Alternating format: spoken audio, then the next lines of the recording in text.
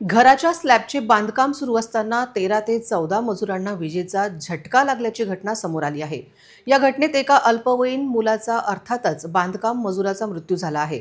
अकोला जिल्ह्यातील तेल्हारा तालुक्यातल्या वडगाव रोठे येथे घराच्या स्लॅबचे बांधकाम सुरू असताना मजुरांना विजेचा शॉक लागल्याची घटना घडली होती।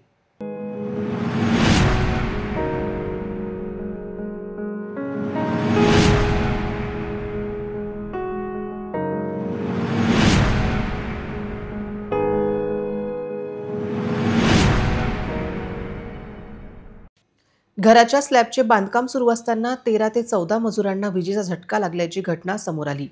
ओम प्रकाश केशवराव जांभळे हे 17 वर्षीय मृत अल्पवयीन मजुराचे नाव आहे।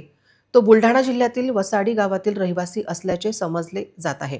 विजेच्या धक्क्याने या 17 वर्षीय मजुराचा जागीच मृत्यू झाला होता। या प्रकरणात तेल्हारा पोलिसांनी आकस्मिक मृत्यूची नोंद केली आहे। तसेच पोलिसांनी मुलाचा मृतदेह शवविच्छेदनासाठी पाठवला। मात्र घटनेपासून संबंधित बांधकाम ठेकेदार हा घटनास्थळावरून पसार झाला आहे। तेल्हारा पोलीस त्यांचा शोध घेत आहे। दरम्यान या घटनेमुळे परिसरात हळहळ व्यक्त होत आहे। दरम्यान अनेक ठिकाणी बालमजुरी आणि त्यातून होणाऱ्या घटनेमुळे मोठा चिंतेचा विषय बनला आहे। त्यामुळे संबंधित विभागाने याकडे लक्ष देण्याची गरज आहे। अकोला जिल्ह्यातील तेल्हारा तालुक्यातल्या वडगाव रोठे गावातील रहिवासी वसंता बरिंगे यांच्या घरी स्लॅबचे बांधकाम सुरू होते। काल रात्री उशिरापर्यंत त्यांच्या घराचं स्लॅबचं काम पूर्ण झालं होतं। बांधकाम आटोपल्यानंतर बांधकाम मिक्सर बाजूलाच नेत असताना अचानक मजुरांना विजेचा जोरदार शॉक लागला। या मिक्सरच्या विजेच्या सर्व्हिस वायरला स्पर्श झाल्याने हा शॉक लागला होता। जवळपास 14 बांधकाम मजुरांना हा विजेचा धक्का बसलाय।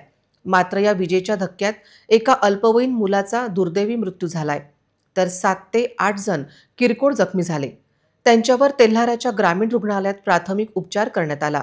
दरम्यान काही मजूर बुलढाणा जिल्ह्यातल्या संग्रामपूर तालुक्यातील वसाली गावाचे आहे। दरम्यान मृत मुलाच्या कुटुंबियांवर दुःखाचा डोंगर कोसळला आहे। या प्रकरणी बांधकाम ठेकेदाराला अटक होते का, त्याच्यावर नेमकी पोलीस काय कारवाई करतात हे पाहावं लागणार आहे। या दुर्घटनेत मृत्यू झालेल्या मुलांच्या कुटुंबियांना आर्थिक मदतीची मागणी केली जात आहे।